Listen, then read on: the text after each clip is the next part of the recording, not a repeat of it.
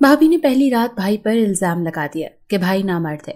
صبح ہی تو رشتہ دار لان تان کرنے لگے کہ اگر ایسا مسئلہ تھا تو شادی ہی کیوں کی۔ بھائی گھر چھوڑ کر چلا گیا۔ کچھ ماہ بعد بھائی واپس آیا تو بھائی کی لاج رکھنے کے لیے اس کی شادی نوکرانی سے کر دی۔ صبح ہی تو ہوش اڑ گئے۔ نوکرانی کچن میں میری بھابھی بہت خوبصورت تھی، بڑی حسین نٹ کھٹ سی۔ بھائی اس کے برابر میں سنجیدگی سے بیٹھا تھا۔ میں نے تو سوچا تھا کہ بھائی اس شادی سے بہت خوش ہوں گے، مگر جیسے جیسے شادی کے دن قریب آنے لگے تو بھائی کے چہرے پر ایک عجیب سی بے چینی دکھائی دینے لگی۔ اکثر میں انہیں چڑھانے لگتا تو وہ مسکرا دیتے۔ خیر، میرے بھائی کی عمر 35 سال تھی، مگر ان کی بیوی 20-22 سال کی تھی۔ میں اس وقت 18 سال کا تھا۔ اصل میں میرے والد کا انتقال جب ہوا تب بھائی کی عمر 18 سال تھی۔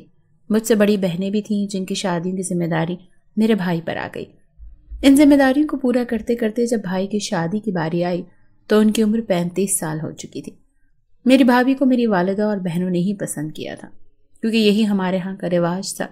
ہمارا اٹھنا بیٹھنا اس علاقے کے امیر کبیر خاندانوں میں تھا۔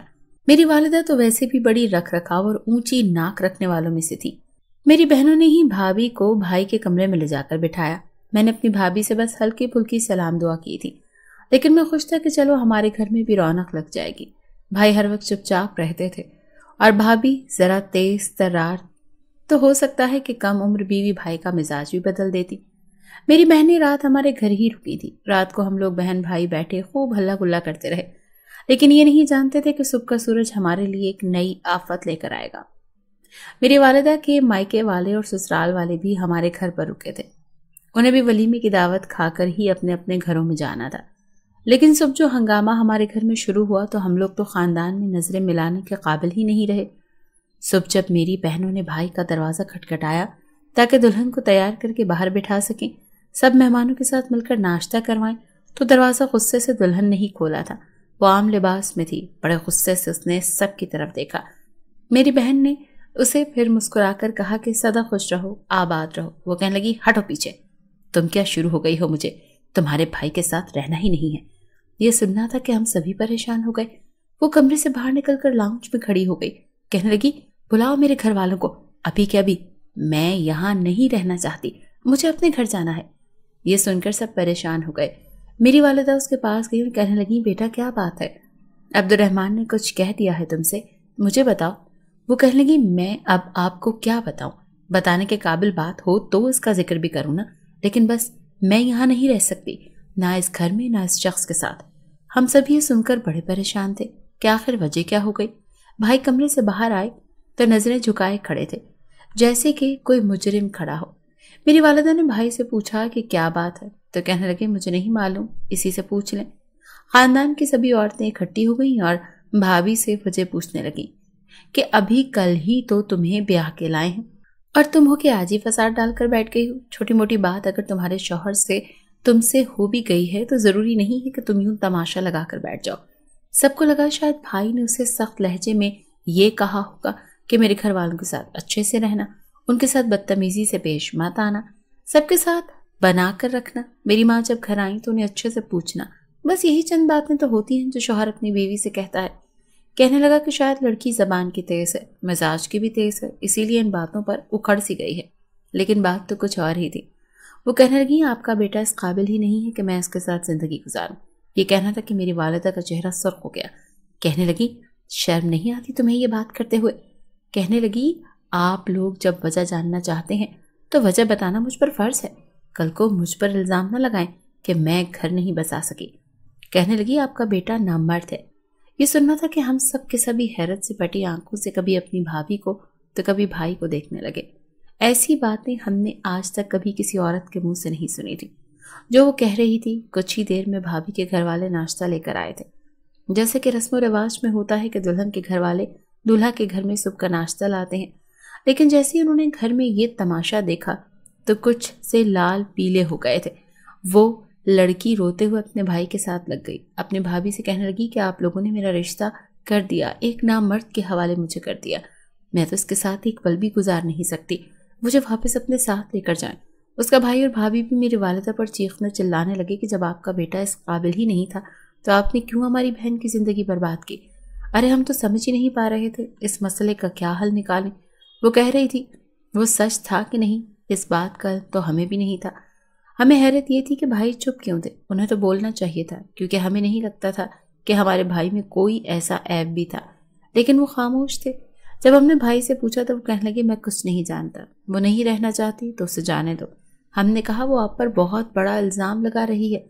ये सुनकर मेरे भाई की आंखों में नमी आई थी। कहने लगे कोई भी औरत इतना बड़ा इल्ज़ाम नहीं लगा सकती। ये कहकर भाई ने अपने कमरे में जाकर दरवाज़ा बंद कर लिया। हम सभी परेशान हो गए। वो लड़की अपने भाई और भाभी के साथ वापस चली गई, लेकिन रिश्तेदारों ने हमारी जिंदगी अजीनन करके रख दी। कहने लगे शर्म नहीं आई एक मासूम लड़की की जिंदगी बर्बाद करते रहे। अरे पहले बेटे से तो पूछ लेते कि वो इस काबिल भी है कि नहीं। जितने मुंह उतनी बातें थी। मेरी वालिदा तो शर्म से नजरें ही नहीं उठा पा रही थी, और मेरी बहनें, उनके शौहर और ससुराल वाले भी इस वक्त वहीं थे। वो तो यूं थी कि जैसे बिना जुर्म के मुजरिम ठहराई गई हूँ। उनके सास और शौहर उन्हें घूर घूर कर देख रहे थे। सबकी नजरों में हम ही बुरे बन चुके थे। सब रिश्तेदार हमें ताने तिशने सुनाकर अपने घरों में चले गए। वालिदा जो फूट फूट कर रोने लगी, बहनें भी अपने घर वापस जा चुकी थी। यकीनन उन्हें भी अपने शौहर और ससुराल वालों का रवैया बर्दाश्त करना पड़ता। मुझे भाई पर गुस्सा आ रहा था कि वो क्यों चुप थे। अब ऐसी कोई बात थी तो वो शादी से पहले बता देते। मैंने भाई का दरवाज़ा खटखटाया और कहा कि बाहर आइए, मैंने आपसे बात करनी है। कुछ देर बाद भाई बाहर आए, लेकिन उनके हाथ में उनका बैग था। चुपचाप खामोशी से वो घर से बाहर निकल गए। मैं पूछता ही रह गया कि आप कहाँ जा रहे हैं, हमारे सवालों का जवाब तो दें। लेकिन उन्होंने कुछ भी ना कहा और चले गए। मैं ये भी नहीं जानता था कि वो गए कहाँ हैं।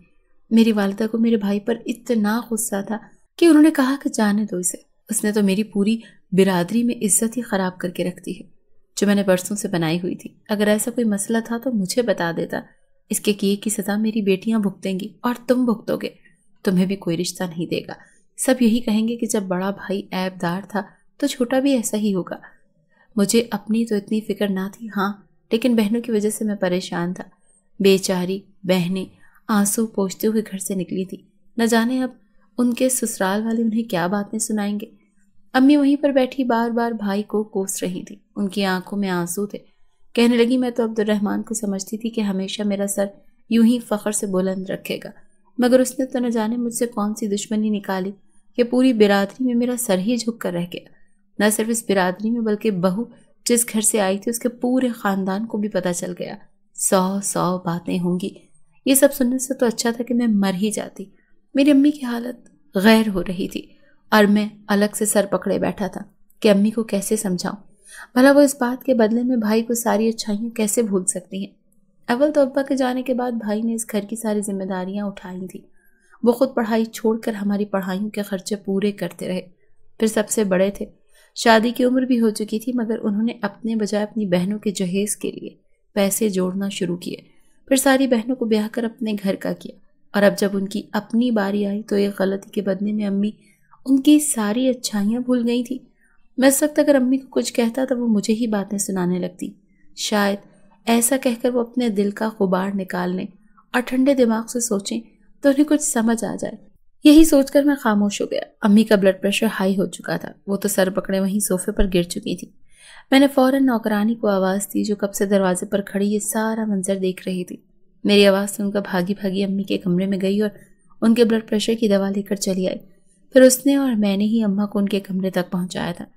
जैसे ही मैं कमरे से बाहर निकला तो वो भी सीधा किचन की जानिब जा रही थी। कुछ सोचते हुए मैंने उसे रोका। मेरे बुलाने पर वो ठिठकी थी। फिर मुझे देखकर कहने की जी साहब, कोई काम था? मैंने कड़ी नज़र उस पर डाली। आज से पहले मैंने कभी भी घर में काम करने वाली नौकरानी को मुखातिब नहीं किया था, ना ही कभी ज़रूरत पड़ी थी। मगर आज मैंने उसे मुखातिब करके कहा कि इस घर में जो कुछ हुआ तुम सब कुछ जानती हो, लेकिन अगर तुमने ये बातें मज़ीद बाहर लोगों में फैलाकर हमारे ख़ानदान की बदनामी में हिस्सा डाला तो ये तुम्हारे लिए अच्छा नहीं होगा। मेरी बात सुनकर वो घबरा सी गई। कहने लगी आप फिक्र मत करें साहब जी, मैं इसके बारे में किसी को कुछ नहीं बताऊंगी। आखिर आपका नमक खाया है, आपकी इज्जत मेरी इज्जत है। मैंने ये सुना तो सर झटक कर वहां से चला गया। अमूमन ऐसी नौकरानियां ही होती हैं जो एक के साथ 10 लगाकर लोगों में बातें फैलाती हैं। अम्मी और बहनों को तो परवाह न थी। अम्मी को बहनों की फिक्र थी और बहनों को अपने ससुराल वालों की, जबकि मुझे इस वक्त भाई की शदीद फिक्र सता रही थी। 2 दिन हो चुके थे मगर वो अभी तक घर वापस नहीं आए थे। मैं उनके मोबाइल पर कॉल करता तो कॉल काट देते। अम्मी को कहा मगर अम्मी ने तो फौरन इनकार कर दिया। कहने लगी कि हरगिज़ नहीं, मैं ऐसा कुछ भी नहीं करने वाली। उसने मेरी नाक कटवा दी है। میں تو کسی قیمت پر اسے فون نہیں کرنے والی۔ مگر جب پورے خاندان میں باتیں بڑھنے لگیں اور سبھی میرے بھائی کو غلط الزامات سے نوازنے لگے تو میری امی سے رہا نہ گیا۔ کہنے لگی جو بھی ہو میں اب اس لڑکی کو سبق سکھا کر رہوں گی، بھلے ہی میرا بیٹا نامرد ہے مگر یہ بات میں غلط ثابت کر کے رہوں گی۔ میں اس کی شادی دوسری لڑکی سے کرواؤں گی اور اس گھر میں مہارانی بنا کر رکھوں گی تاکہ اسے بھی پتہ چلے کہ اس نے میری تذلیل کر کے کتنی بڑی غلطی کی ہے۔ لوگوں کے سامنے اپنا بھرم قائم رکھنے کے لیے میری ماں میرے بھائی کے لیے دوسری لڑکی ڈھونڈنے لگی، جبکہ بھائی کا تو کوئی بھی اتا پتہ نہیں تھا۔ آخر ایک روز مجھے ان کے ایک دوست سے پتہ چلا کہ وہ ان کے فلیٹ میں کئی ہفتوں سے رہ رہے ہیں، وہاں پر کسی کو بھی جانے کی اجازت نہیں ہے۔ میں نے یہ سنا تو بھائی کے پاس چلا گیا۔ میں ان کے گلے لگ کر رونے لگا تھا، کہا کہ واپس چلیں، مگر انہوں نے صاف انکار کر دیا۔ آخر کار اماں کو کہا تو انہوں نے بھائی کو سختی سے واپس گھر آنے کا کہا۔ اب تو ان کا غصہ بھی کچھ حد تک کم ہو چکا تھا۔ آخر امی کے کہنے پر بھائی گھر واپس چلے آئے اور امی نے صاف صاف لفظوں میں بھائی سے بات کی کہ اگر ایسا کچھ تھا تو تم مجھے پہلے بتا دیتے، کم از کم ہماری یوں تذلیل تو نہ ہوتی۔ بھائی اس کے باوجود خاموش تھا اور خاموشی سے اپنے کمرے میں چلا گیا۔ امی اسی فیصلہ سنا چکی تھیں کہ وہ اب اس کی دوسری شادی کروائیں گی اور کسی ایسی لڑکی سے کروائیں گی جو منہ سے بالکل لب سی لے۔ بھائی کہنے لگا کہ کیوں اپنی مزید تذلیل کروانے پر تلی ہوئی ہیں، میں ہرگز دوسری شادی نہیں کروں گا، نہ ہی پورے خاندان میں ذلیل ہونے کے بعد کوئی مجھے اپنی بیٹی دے گا۔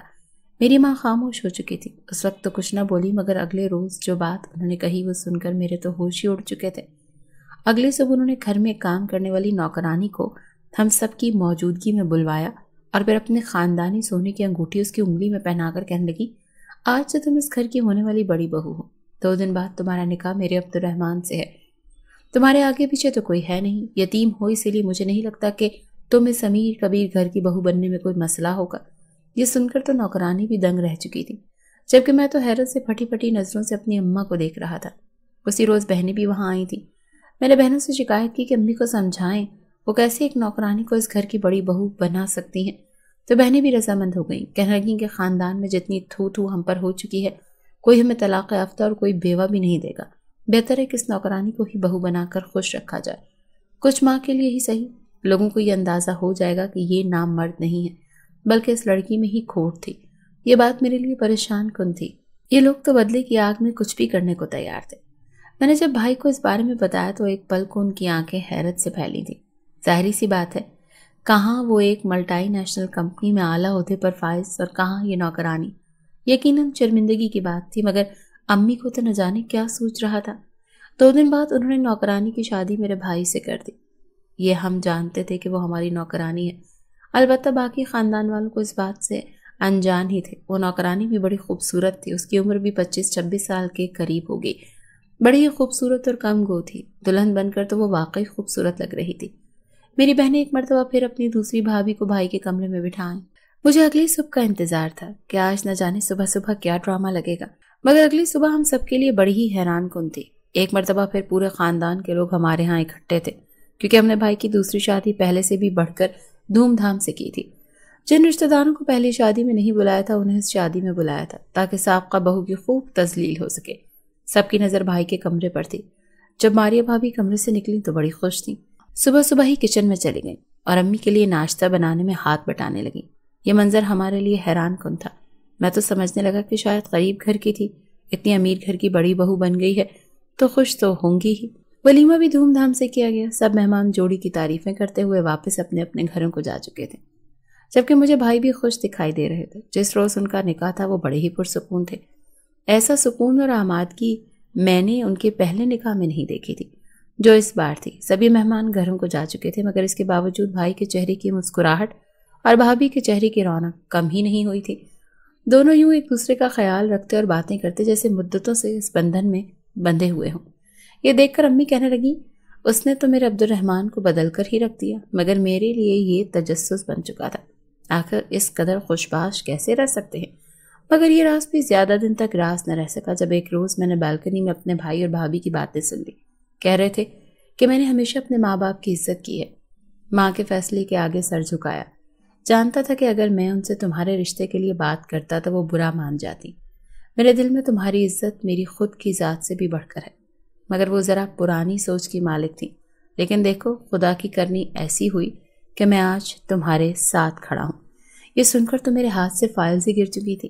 بھائی اور بھابھی ہڑبڑا کر میری جانب دیکھنے لگے، جبکہ اگلے ہی پل میں ساری کہانی سمجھ چکا تھا۔